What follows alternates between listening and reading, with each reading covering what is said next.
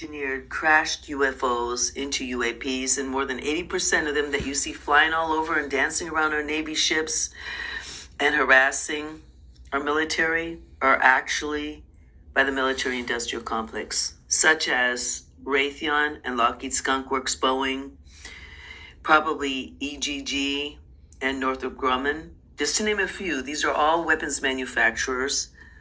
What does he say here? Let me see.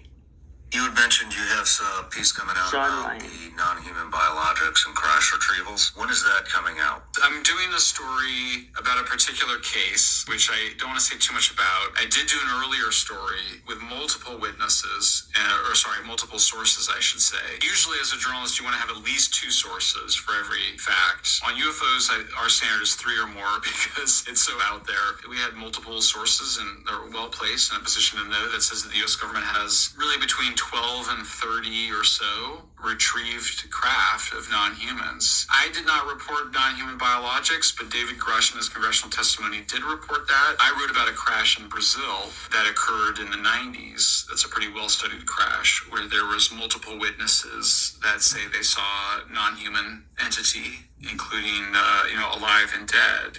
You had mentioned you have some